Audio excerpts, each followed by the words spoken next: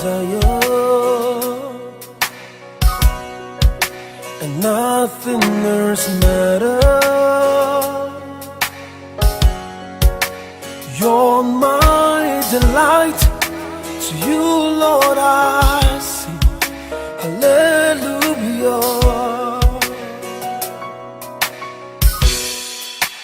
You're my desire, and nothing else matters. You're my delight, to you, Lord, I sing hallelujah. You're my desire. Ningependa twende tukasome maneno ya Mungu kutoka katika kitabu cha Luka sura ya 19. Luka sura ya 19 mstari wa kwanza mpaka wa 10. Maneno ya Mungu yanasema namna hii: na alipoingia Yeriko, alipita katikati yake, na tazama, palikuwa na mtu jina lake Zakayo, mkubwa mmoja katika watoza ushuru, naye tajiri. Huyu alikuwa akitafuta kumwona Yesu ni mtu wa namna gani, asiweze kwa sababu ya umati wa watu, maana ni mfupi wa kimo. Akatangulia mbio, akapanda juu ya mkuyu apate kumwona, kwa kuwa atakuja kupitia njia ile. Na Yesu alipofika mahali pale, alitazama juu, akamwambia, Zakayo, shuka upesi, kwa kuwa leo imenipasa kushinda nyumbani mwako. Akafanya haraka, akashuka, akamkaribisha kwa furaha. Hata watu walipoona walinung'unika wote, wakisema, ameingia kukaa kwa mtu mwenye dhambi. Zakayo akasimama akamwambia, Tazama Bwana, nusu ya mali yangu nawapa masikini, na ikiwa nimemnyang'anya mtu kitu kwa hila, namrudishia mara 4. Yesu akamwambia, leo wokovu umefika nyumbani humu, kwa sababu huyu naye ni mwana wa Ibrahimu. Kwa kuwa Mwana wa Adamu alikuja kutafuta na kuokoa kile kilichopotea. Tunaomba ufunike macho yako. Baba, tunakushukuru kwa muda mzuri ambao unakwenda kusema na watu wa Gominyata. Wewe ni Mungu ambao una makusudi na neno lako ambalo limeandikwa kwenye kitabu hichi. Ninakushukuru kwa neno hili, na kila mmoja aseme amen. Haleluya, amen. Leo tupo siku ya mwisho. Nashukuru sana kwa kuweza kufika mahali hapa. Na kwa utambulisho, na kama nilivyosema mtumishi wa Mungu, na jana nilizungumza na wewe, mimi kwa jina naitwa Peter, mchungaji Peter Elibariki Ngoi. Niko kwa sasa Arusha, lakini nipo Tanga kwa nyumbani kimakazi, Tanga mjini. Nina zaidi ya miaka 20 Tanga. Bwana Yesu asifiwe. Na nina zaidi ya miaka 15 ya wokovu katika mji wa Tanga mjini. Na nimekuwa na Yesu, na nimeenda maeneo mengi nikimtangaza Yesu huyu ambaye nakueleza habari zake. Bwana Yesu asifiwe. Kama yote nataka nikueleze kwa habari ya mtu mmoja. Yesu Kristo alikuwa akipita maeneo. Yesu Kristo amekuwa akitafutwa na watu wengi kutamani kumfahamu ni mtu wa namna gani. Yesu Kristo alikuwa akifuatwa na watu wengi, kama vile ambavyo leo unaweza kuona tukizungumza kwa habari za Yesu Kristo, tukiweka mikutano, kuna watu wanakuja wakiwa na shida mbalimbali, wakijua kabisa kwamba Yesu Kristo anaweza kuwaponya. Sawa sawa, kuna matangazo ambayo tunayafanya, na jinsi ambavyo tunawaambia, na jinsi ambavyo wanafanya kila wakati. Na katika mkutano huu Yesu alipokuwa akipita, alipita kwenye mji mmoja mkubwa sana ambao ulikuwa ukiitwa Yeriko. Na sifa mji ulikuwa ni mji ambao watu wengi wa maeneo hao walikuwa wakifanya biashara, na mji ambao ulikuwa ukisongamana na watu wengi sana. Na Waliposikia watu kwamba Yesu Kristo anapita kwenye mji ule, walipanda watu wengi wakafuata, wakitamani kumuona Yesu ni mtu wa namna gani. Walisikia habari zake. Yamkini leo za huko katikati yetu mahali hapa umesikia habari za Yesu Kristo, umeona hata silamu tunakuwa tumeiweka jana mahali hapa, ukatamani na wewe uwe miongoni mwa watu ambao mnatamani kumfuata Kristo, kumjua ni mtu wa namna gani.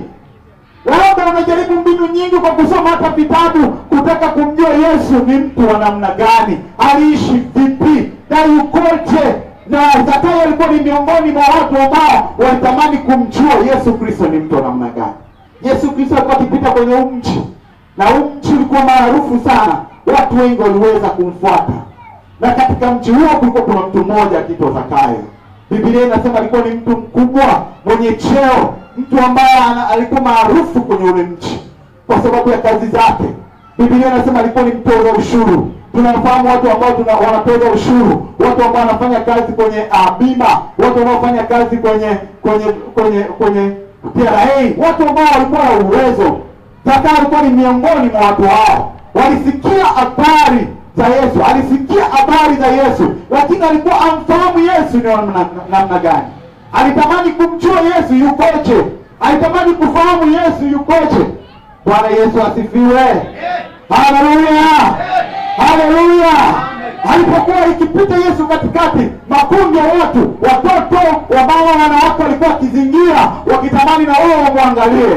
Zakayo pamoja na kundi lote lile, sifa moja Zakayo alikuwa nayo. Biblia inasema alikuwa ni mfupi wa kimo. Kundi lilipokuwa limesimama, Zakayo alijitahidi kuona, lakini akashindwa. Warefu ndio wanaweza kuona. Mwambie ndugu yako, mrefu ndio anaweza kuona. Mrefu ndio anaweza kufikia vitu vya juu. Mwambie jirani yako, mrefu ndio anaweza kufikia vitu vya juu. Naomba usiende kumhubiri jirani yako, mwambie mhubiri anasema hivi, mrefu ndio anaweza kuona. Katika mji watu walikuwa wakitazama, kila mmoja akitamani kumuona Yesu. Lakini alipokuwa katika kundi lile, Zakayo akajitahidi kupita kuweza kumuona, akashindwa kwa sababu ya ufupi. Kikwazo kikawepo kwa Zakayo. Ndugu yangu, siku ya leo natamani nikuambie kikwazo ambacho kinakufanya usiweze kumuona Yesu. Kikwazo ambacho kinakufanya usiweze kumfahamu Yesu. Zakayo alikuwa ni mfupi, pamoja na sifa zote, pamoja na fedha, pamoja na umaarufu kwenye ule mji. Zakayo alikuwa mtu wa kawaida. Watu wote kwenye ule mji mjao walikuwa walimfahamu Zakayo ni mtu wa namna gani, lakini alishindwa kumuona Yesu. Leo nataka niongee na wewe ndugu yangu. Sifa ya Zakayo alikuwa ni mfupi. Alishindwa kumuona Yesu kwa sababu ya ufupi. Akajaribu kutafuta mbinu nyingine. Sikiliza ndugu yangu, mara nyingi tunapofika kwenye matatizo, tunatafuta mbinu ya kutatua matatizo yetu. Tunapokuwa kwenye magonjwa, mateso, tunatafuta mbinu za kusuluhisha tatizo lako. Ndio maana hata mganga akikuagiza ukatafute kuku wa manyoya kusimama, utamtafuta kokote. Unapokuwa kwenye shida, hata ukaambiwa kinyesi cha ng'ombe ni dawa, utakula, kwa sababu huko kwenye matatizo. Ndugu yangu, ngoja nikwambie, sikiliza, kuna watu wamehangaika sana kutafuta masuluhisho ya mambo wakashindwa. Hawana mbinu kwa sababu ya ufupi. Hawana mbinu kwa sababu hawawezi kufika.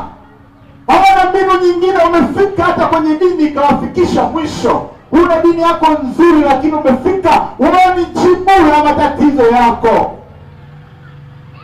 Zakayo alikuwa ni mfupi, hakuweza kumuona Yesu. Sikiliza nikwambie, akatafuta njia nyingine mbadala ya kuweza kumuona Yesu. Biblia inaniambia akatafuta, akakimbia mbele ya umati ya watu, njia ambayo alijua kabisa kwamba Yesu Kristo atapita katika eneo hili. Sehemu ambayo alijua kabisa kwamba Yesu Kristo atakatiza hapa.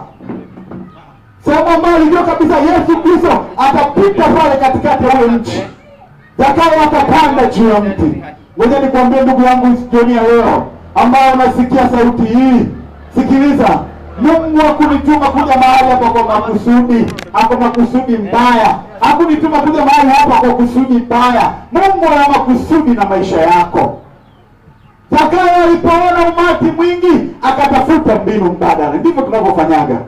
Tumesikia mengi dunia, tumesikia mengi hata hapa Tanzania. Wakati mwingine watokea mpaka watu wanakuja na maji, watu wengine wanakuja mpaka na vikombe, watu wanakwenda na matatizo, wanatafuta matatizo, majibu ya matatizo yao.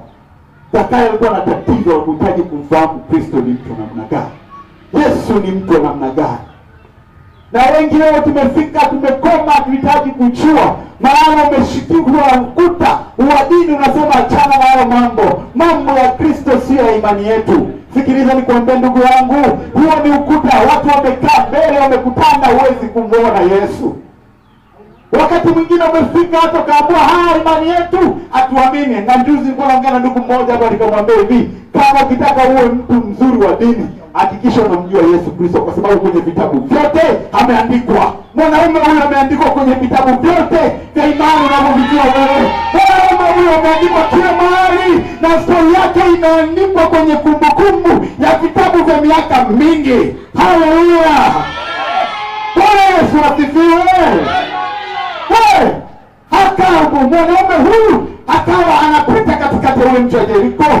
Zakayo pamoja na maarufu wote na utajiri wote akawa anatamani kumwona. Alipofika kukuta watu wengi, akatafuta mbinu mbadala. Rafiki yangu, utabaki kwenye dini na Yesu Kristo mjui, na kama unamjua unamsikia, hujamchimbua ndani. Zakayo alitaka kujua ni mtu namna gani. Biblia inaniambia alipoona kundi la watu akakimbia akapanda juu ya mti. Msaidie kumwambia jirani yako, juu ya mti. Tajiri kapanda juu ya mti. Tajiri kapanda juu ya na huo mti ulikuwa ndio mkuyu. Na nilikuwa najaribu kufuatilia mti wa mkuyu. Tumeangusha mti mmoja kule Tanga, tulikuwa tunajenga ukuta ulikuwa mkuyu nao. Jamani, hakuna mtu sio na sisimizi. Naongea uongo? Jamani, nasema ukweli ama uongo? Hakuna mtu sio na vikwazo. Nasema ukweli ama uongo? Tajiri wewe, hata mavazi yake yako kama unavaa wewe. Biblia inaniambia alikuwa ni mtu tajiri. Tajiri anavaa tofauti, pamoja na utajiri wake wote, pamoja na mavazi aliyovaa ya thamani, akapanda juu ya mti. Haleluya! Mimi ni nani sasa nisimfuate Yesu Kristo? Kama Zakayo na utajiri wote akapanda juu ya mti. Kwenye mti unakumbana na vitu vingi, lakini Zakayo akasema hapana, nataka nimuone Yesu. Zakayo akasema nataka kumuona Yesu. Alipopanda juu ya mti, Yesu alipopita katika eneo lile, alipopita umati wa watu wamejaa. Kulikuwa kuna nyumba za ghorofa kama hizi zinazoziona huku. Kulikuwa kuna watu wengi. Biblia inaniambia Yesu alikuwa akipita maeneo, ni watu wengi walikuwa wakimfuata. Nimesoma kuna maeneo walimfuata watu zaidi ya 5,000. Na Biblia imeandika tu watu 5,000, lakini kwa hesabu ya kibiblia najua watoto walikuwa wengi kuliko wanawake pale, na wanawake walikuwa wengi. Ndio maana walikuwa kwenye makundi mengi. Biblia imeandika kwa hesabu ya wanaume 5,000. Walikuwa watu zaidi ya 15,000 wamekusanyika. Sasa sijui kwenye mji wa Yeriko walikuwa watu wangapi. Yesu Kristo alikuwa maarufu ndugu yangu. Yesu Kristo alikuwa maarufu, si kwa uponyaji tu. Yesu Kristo alikuwa maarufu. Yesu Kristo ni maarufu. Haleluya! Yesu Kristo ni maarufu. Ndio maana nakwambia injili na kuhubiria leo hapa inahubiriwa katika pande zote na kila kona zote za nchi, kona zote za dunia wanahubiri habari za Yesu huyu. Yesu Kristo ni maarufu. Mwambie jirani yako, Yesu Kristo ni maarufu. Wamepita watu wote, historia yao yote imefukiwa. Wamepita wote, historia yao yote imebaki kwenye makaburi. Wamepita watu wote, historia yao yote iko chini. Lakini leo nakueleza habari ya Yesu Kristo ambaye tunasema yu hai. Yule Yesu Kristo ambaye tunamhubiri maeneo haya yupo hai. Haleluya! Hata miaka inakwenda, tunazeeka, tunakuwa wazee, wengine wanakufa, lakini Yesu Kristo ni yeye yule jana, leo na hata milele. Kangilia Yesu. Haleluya! Bwana Yesu asifiwe. Zakayo akapanda juu ya mtu. Yesu alipokuwa akipita, rafiki yangu, na kuambia hivi, hata kama anajisema na wewe ni miongoni mwa wanafunzi wa Yesu, Yesu anajua watu wanaomfuata. Hata leo ukisema mimi ni mfuasi wa Isa bin Mariam, Yesu Kristo anajua wanaomfuata. Hata ukisema leo ni mfuasi wa Yesu, Yesu Kristo anajua wafuasi wake. Biblia inasema bali wote waliompokea aliwapa uwezo wa kufanyika kuwa wana wa Mungu. Haleluya! Sikiliza kilichotokea. Yesu Kristo wakati anapita akatazama juu, akaona jicho la mtu mmoja anaitwa Zakayo. Haleluya! Biblia yangu inaniambia tu hajaeleza mambo mengi hapo, lakini walikuwa watu wengi, wengine wamepanda juu wakitaka kumwangalia Yesu Kristo. Naonaga watu akipita rais hapa, akisema rais anapita maeneo haya, watu watapanda kila maeneo wanataka kumuona rais ukoje. Wengine wanamuona tu kwenye televisheni, wengine wanasikia tu habari zake akiendelea kutumbua watu, wengine wanamfahamu jinsi wanavyoelewa, lakini wengine watapanda mpaka juu ya dari wanataka kumuona. Sasa Yesu Kristo watu walitapanda mpaka juu ya mtu, lakini alipopita chini ya mtu, alipotazama juu aliona jicho la Zakayo. Sijui kama unanielewa. Aliona jicho la mtu ambaye amemtafuta toka zamani, mtu ambaye amehangaika toka huko nyuma. Macho ya Yesu Kristo anayajua. Yesu anajua jicho la mtu ambaye anamhitaji, ama si mtu ambaye anakuja kwa ajili ya watu fulani, si kwa ajili ya kundi fulani, si kwa ajili ya tatizo lake tu. Unakuja kwa Yesu kwa sababu tu unaumwa, alafu kisha uombewa ukipona, unaendelea na njia zako. Yesu anajua. Ndio maana naomba kila mara uponi. Maana najua kwamba unataka uponyaji, tumtaki Yesu. Na hakuna mtu ambaye ataweza kukushughulikia wewe ambao unamtaka kushughulikia na wewe upate yeye. Ngoja nikwambie habari nyingine. Yesu Kristo alipopita pale juu, alipoona jicho la Zakayo, akatambua kwamba huyu ndiye ambaye anamtaka. Mahali fulani Yesu Kristo alikuwa akitembea. Na kuambia hivi kwamba Yesu Kristo alifuatwa na makundi mengi. Na leo hii tunakuambia jioni ya leo mahali hapa, sajabu upo miongoni lakini umesikia tu juu kwa habari ya huyu Yesu wangu ambaye nakuambia habari zake. Yesu Kristo alikuwa akipita kwenye umati wa watu wengi, watu wamemsonga. Akapita mwanamke mmoja ambaye Biblia inaniambia alikuwa akiumwa ugonjwa ule wa wanawake, ugonjwa ule wa shida, ugonjwa wa wanawake, wakitembea na tabu hiyo muda mrefu. Alipomuona Yesu Kristo anapita, akazimu ndani ya moyo wake kwenda na kushika nguo, pindo la nguo la Yesu Kristo, na aliamini kwamba jinsi alivyomsikia Yesu Kristo akiponya magonjwa, akiendelea kufanya mambo makubwa, akitenda miujiza, alijua tu mimi hana sitaki Yesu Kristo aniwekee mkono kichwani, hana sitaki Yesu Kristo aseme neno, nataka tu nikaguse nguo yake nipate uponyaji. Biblia inaniambia alipoenda kugusa yule mwanamke, Yesu Kristo alihisi kuna jambo limetokea. Akawauliza wale wanafunzi wake, akawaangalia, nani amenigusa? Wale wanafunzi wanacheka, Yesu Bwana anacheka. Sasa wewe nani amekugusa na unatembea kumati watu wanakuzingira? Unaniuliza nani amenigusa? Akaniambia hapana, huyo amenigusa, amenigusa kwa tofauti. Huyo ambaye amenigusa, amenigusa kwa mguso tofauti. Haleluya. Nataka nizungumze kwa jicho ambalo lilimtazama Yesu Kristo akiwa juu ya mtu. Kuna watu wengine leo hauna habari, wala unasema watu wasisikie. Habari hizi nimezisikia sana, na mara nyingi najua mbinu za warokole, najua mbinu za watu ambao wameokoka. Hizi ni mbinu tu ili kuenda kuwapata. Hii ni mbinu, ngoja nikueleze habari hii. Hata kusimama hapa kukueleza habari hizi, Yesu Kristo amenitaka nikueleze habari hizi. Na kama si agizo lake la kuja ulimwengu kila kona, hata katika eneo la Funta, hata katika maeneo ya Soni, hata maeneo ya Kwemi, Nyasa, kila kona kueleza habari za Yesu Kristo, nisingekuja leo hapo mahali hapo. Bwana Yesu asifiwe. Hatutaki washirika makanisani, bali tunataka umfuate Yesu. Haleluya. Ukimfuata Yesu unapata ondoleo la dhambi. Changilia Bwana Yesu. Fikiria nikwambie, Shida unayopitia ni kwa sababu unataka kumtazama Yesu, unataka kumfuata Yesu. Sikiliza, Zakayo alichukua muda wa kuzunguka ili ampate Yesu. Rafiki yangu, maisha haya tunayoishi ni ya kitambo tu. Jana niliwaambia hili. Upo muda ambao kila mmoja atasema maneno haya ambayo uliyasikia, lakini haukuweza kuyatilia maanani. Alikuja mtu akaeleza habari za Yesu Kristo. Wewe kwa ujuzi wako wa vitabu, wewe kwa ujuzi wako wa maarifa mengi, kwa ujuzi wako ambao unasikia sana, ukapuuza maneno yale. Ngoja nikuambie ndugu yangu, utatafuta kumfahamu Yesu Kristo ni sasa. Kama unataka wokovu ni muda huu. Haleluya. Sikiliza nikuambie ndugu yangu, hata kupoteza muda.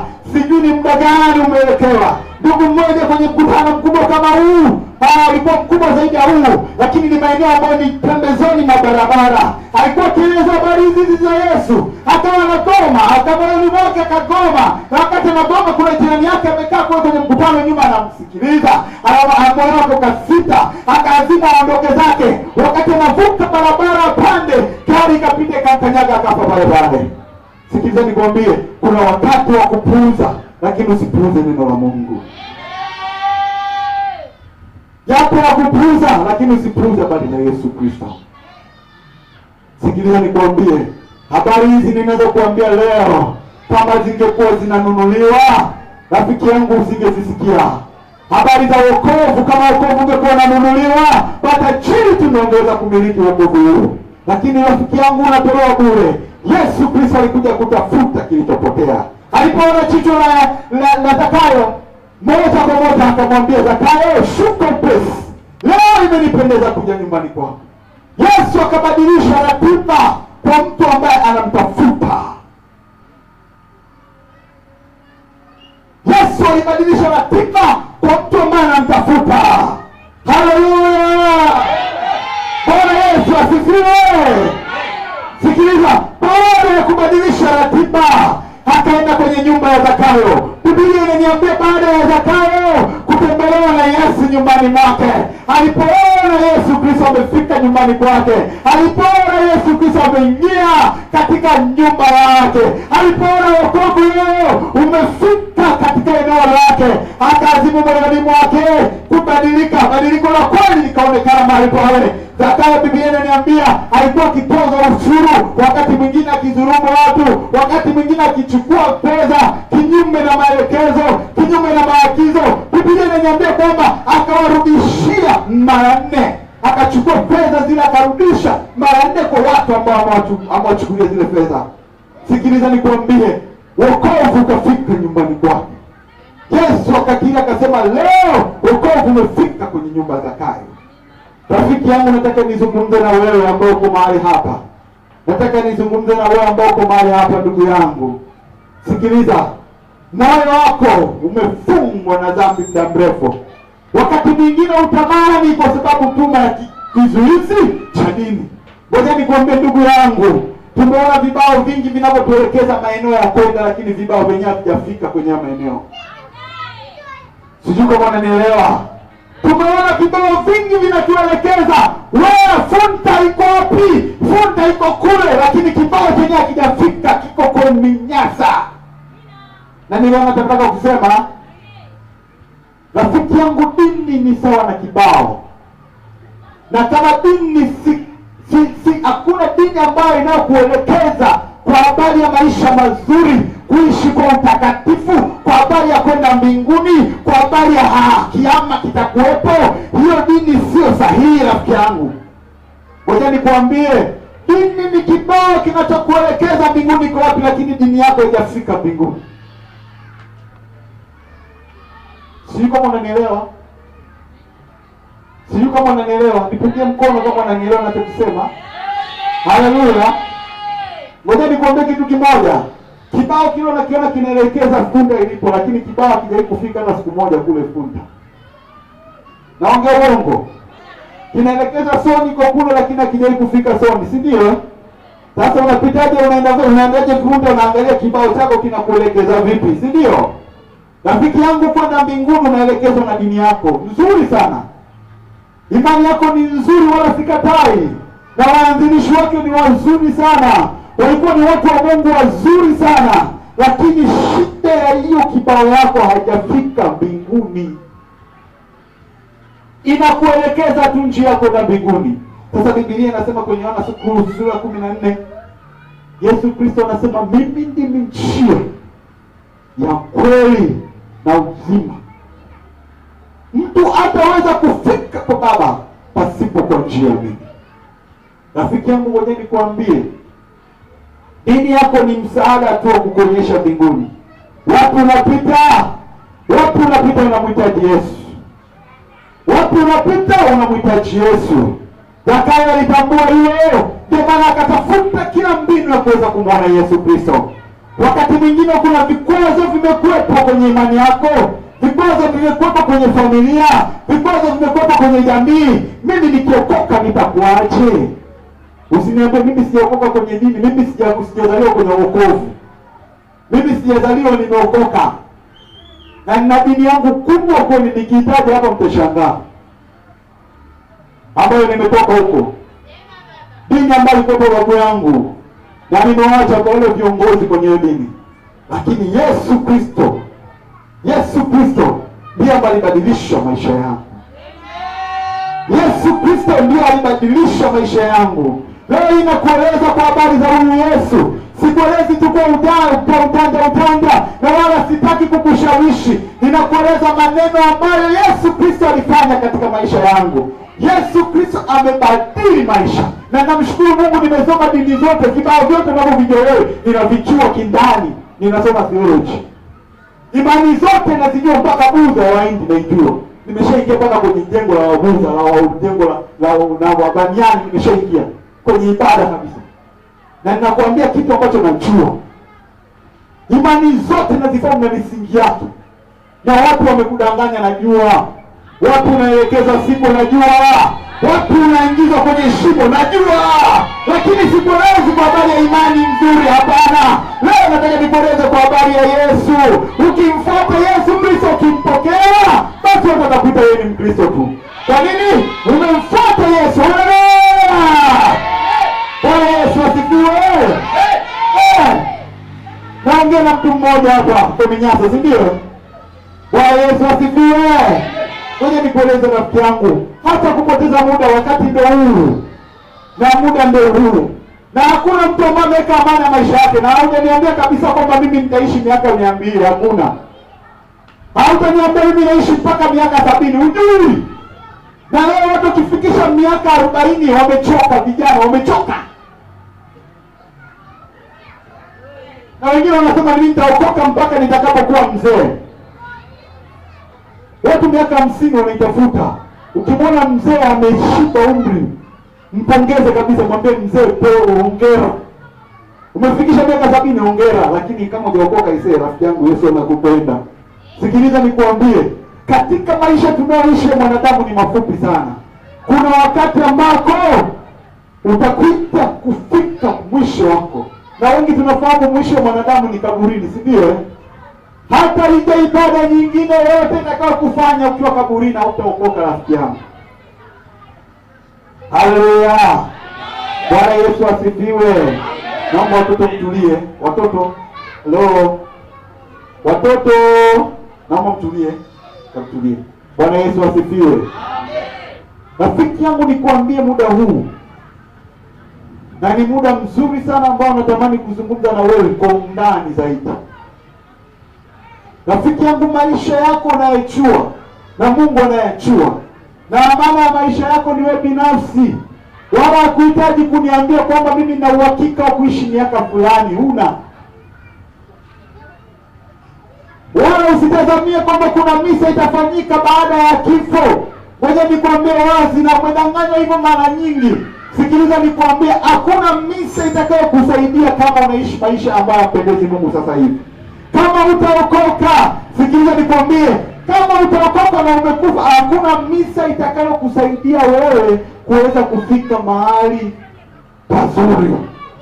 Sikiliza nikwambie, muda ni sasa hivi. Zakayo aliona pamoja na utajiri wote, pamoja na vitu vyote alivyokuwa navyo, lakini moyo wake unamhitaji Yesu Kristo. Akachukua muda wa ziada wa kumtafuta Yesu Kristo na kutaka kujua ni mtu wa namna gani. Ndugu yangu, muda wangu umekwisha. Nahitaji nikukaribishe katika maeneo haya. Bwana ana makusudi na moyo wako. Mungu ana makusudi na maisha yako. Mungu ana makusudi nawe katika maisha unayoishi. Nini ambacho hujafanya? Hujamkubali Yesu Kristo kuingia katika maisha yako. Na kama ulijaribu kumtafuta, ulitafuta ulipoona mpaka wa kidini, ulipokuambia kwamba imani hiyo ni imani nyingine, hauhitaji kuingia ndani, ukashindwa kuingia.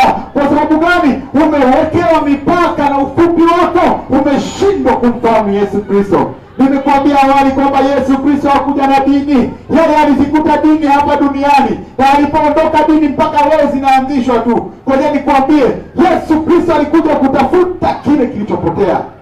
Dini ni mpango wa wanadamu, ni watu uelekee. Ndio maana wakati mwingine unapokuja mahali hapa, unapookoka, tunakuelekeza njia sahihi, maana kuna vibao vingine vinakupeleka shimoni. Ndugu yangu, huwezi ukaokoka ukaenda kuendelea kukaa na mvuta bangi. Huwezi ukaokoka ukaendelea kukaa na mlevi. Huwezi ukaokoka ukaendelea kukaa na mvuta bangi. Huwezi ukaokoka ukaendelea kuchangamana na hao watu. Tunakuja tunakuelekeza njia sahihi, usije ukadumbukia shimoni. Rafiki yangu, moja nikwambie hapa, nakueleza ukweli mtupu. Kesho nitakuwa na safari ya kuondoka. Rafiki yangu, sitapata lolote shida katika moyo, maana nimekuambia ukweli mtupu kwamba kama utaokoka, rafiki yangu, hakuna pepo utakayoweza kuingia. Ule ukweli, kama ulikuwa ujisinye Yesu Kristo kuja duniani ni nini. Na wengi hawajui, wengi hawafahamu kwa nini Yesu Kristo alikuja duniani. Kwa nini Yesu Kristo? Kwa nini Mungu alimtuma Yesu Kristo? Na hutaki kuchimbua, maana ushaambiwa ni dini potofu. Na mtu mwenye akili zake timamu anajiuliza maswali. Na mimi nimeshakutana na watu wengi ambao wako na imani zao nzuri tu, na wakaniambia kabisa, kwa sababu hii nimesoma huku, nimesoma hapa, nimesoma hapa, kweli nakwambia kabisa, huyu kweli huyu ni mtume wa Mungu. Wengi wananiambia hivyo. Na nimeshakaa na watu wa aina tofauti. Na leo nataka kuzungumza na wewe. Rafiki yangu, ninakukaribisha mahali hapa muda huu. Ninakukaribisha sana. Huyu Yesu Kristo ambaye tunamzungumza habari zake. Sasa umesikia toka mwanzo tulipoanza mkutano mahali hapa mpaka tumefika mwisho, lakini uelewi. Mpaka umefika siku ya leo hapa umekaa tu uelewi. Rafiki yangu, ngoja nikwambie kitu kimoja. Sitaki kuongeza maneno mengi sana. Rafiki yangu, hujaamua tu kuamua kumtafuta huyu Yesu Kristo, ndio maana uelewi. Sikiliza nikwambie, na ukipuuzia utaelewa na kueleza habari za kweli. Sikiliza, ukitaka kupuuza, kuna wengine wamenanganya na kweli hata hizo kitabu mnachojifunza sio cha ukweli. Ngoja nikwambie rafiki yangu, sijakuja kukuthibitishia Biblia ni ya ukweli ama si ya ukweli. Mimi nimeithibitisha hiyo moyoni, na Mungu kaniambia hiyo Biblia ni ya ukweli, na wala sitaki kujua ukweli, lakini nakwambia habari za Yesu Kristo ambaye ameandikwa kwenye vitabu vyote. Yesu Kristo yupo mahali hapa.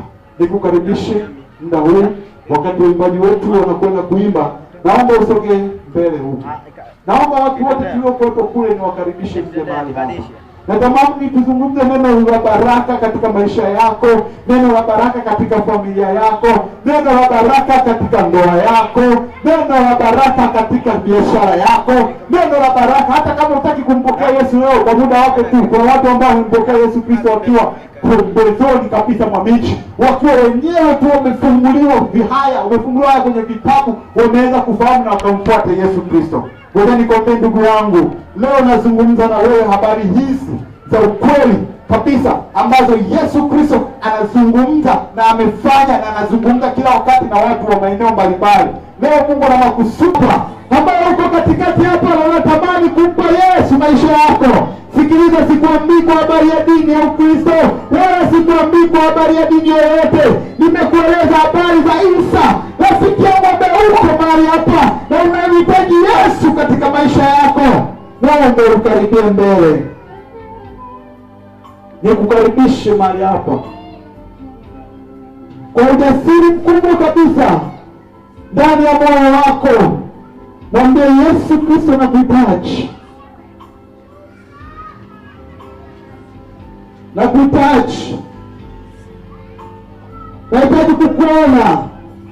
nikukaribishe mahali hapa. Muda mchache tutakwenda kuwa na filamu nyingine ambayo tulikuwa nayo jana. Tamani moyo wa msafiri ambaye alitamani kumwona kushusha mzigo wake. Wakati mwingine umekuwa na shida ya dhambi, mizigo imekulemea, unajiona mbaya, umejikinai, lakini nikueleze kwamba Yesu Kristo akiingia ndani ya moyo wako ataondoa kujikinai. Nikukaribisha hapo ulipo, umefunika macho yako. Funika macho, naomba kila mmoja afunike macho, maeneo yote mliokuwepo, funga macho yako. Kama unamhitaji Yesu, nyosha mkono kwa imani. Mungu anakujua wewe ulivyo, anakufahamu vizuri sana kuliko mimi. Kwa ujasiri mkubwa, kama unamhitaji Yesu kwa ujasiri mkubwa, naomba ondoa hofu, ondoa mashaka. Utaikumbuka hii siku, utaikumbuka hii siku ambayo ulisikia ukakataa. Biblia inaniambia kwamba siku za mwisho, siku ya Kiyama, siku ile utakuja kuonyesha matendo yako yote. Utaonyesha hata wakati ambapo ulivyo kwa urahisi. Maana Yesu Kristo anakuita sasa, njoo, njoo kwangu ninyi nyote mlemeao na kusumbukiwa na mizigo ya dhambi, atawapumzisha. Nikukaribishe mahali hapa.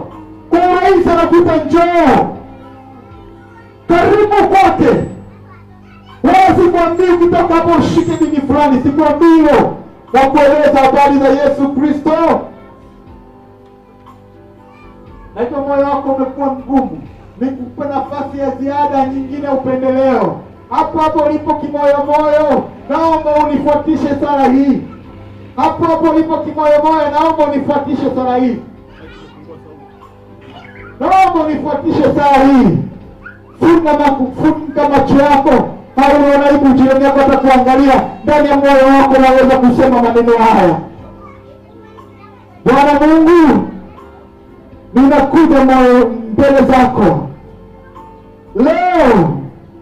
Nimesikia habari za Yesu Kristo ambaye ulimtuma kwa ajili ya dhambi zangu, kwa ajili ya matatizo yangu. Naomba leo Yesu uingie ndani ya moyo wangu, ufanye upya ndani ya moyo wangu, unifanye mwanao. Kuanzia leo nahitaji kuwa mwanao. Muda huu ninatubu mbele zako, nisamehe, nisamehe kwa yote ambayo nimeyatenda, nisamehe kwa yote ambayo nimefanya. Funika macho yako. Baba, ninakushukuru kwa muda mzuri ambao umenena na sisi na umeweka neno ndani mioyo yetu. Naomba Bwana ukaguse, gusa moyo wa ndugu yako amefanya ukiri ndani ya moyo wake. Bwana, umesema kwenye neno lake, aminie Bwana amekwisha kupokea. Na kila mmoja ambaye anaenda kuliamini jina lako na kukiri kwamba wewe ni Bwana, kwa wewe ni Bwana na Mwokozi wa maisha yake, naomba Bwana ukaguse maisha yao. Gusa kila mmoja Bwana. Ninataka uzima ndani yake. Ninataka kila aina ya jambo ambalo limemsumbua kwa muda mrefu. Ninakataa kila roho zote kwa mamlaka ya jina la Yesu Kristo. Ninafuta kila misingi ya mapepo. Roho zote za majini za kila namna ninazikataa kwa jina la Yesu Kristo. Nachia nguvu ya Roho Mtakatifu kila kona katika kila moyo wa ndugu yule. Gusa moyo wa ndugu yule. Gusa moyo wa ndugu yule. Roho separate la sheba la taita. Mama na kaisa la taya. Kwa jina la Yesu Kristo. Gusa moyo wa ndugu yule. Kwa damu ya Yesu Kristo. Naomba niombe na watu ambao wako katikati yetu na wanahitaji maombi. Wapo watumishi wa Mungu mahali hapa. Kama unasumbuliwa na tatizo lolote, unaumwa, unasikia matatizo yoyote, ninatoa nafasi ya upendeleo. Tumetoa bure, tunatoa bure. Kama uko mahali hapo unahitaji maombi yoyote, nikukaribishe mahali hapa. Kama uko katikati yetu unahitaji maombi yoyote, nikukaribishe jamani. Karibuni hapa, kuna yote anahitaji maombi, karibuni hapa. Nikaribishe mtoto yoyote ambaye anajisikia maombi anahitaji maombi, karibuni hapa. Yoyote yawe, Una shida yoyote, njoo hapa. Una shida yoyote, bure, njoo hapa tukufanyie maombi. Una shida yoyote, njoo hapa. Naomba nikukaribishe mahali hapa, muda wa pekee sana mzuri. Naomba usisite, karibu, nafasi ya kipekee upendeleo hiyo. Utatuona tena wakati mwingine, mpaka uje hapo kanisani utafanywa maombi hapo juu. Nikukaribishe sasa hivi hapa. Karibu.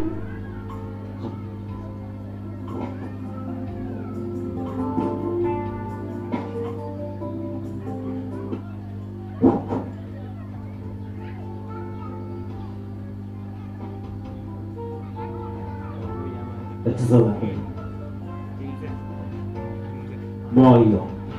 Baba, katika jina la Yesu, umeona mama huyu amesogea mbele zako. Asante kwa sababu Baba umeona tatizo lake. Roho ambao anamtesa mama wewe, inakwenda kinyume na roho hiyo kwa jina la Yesu Kristo. Asante kwa sababu moto ndani yetu unapita kupisha ndani ya moyo, ndani ya damu, ndani ya mifupa, ndani ya mifupa, ndani ya fungu la kichwa, katika jina la Yesu. Nipambane mfalme ambazo zinamtesa mama huyo, roho za mateso niziangamiza, roho za vurugu zilizomkia mama imani, mapepo majini na mashetani, katika jina la Yesu.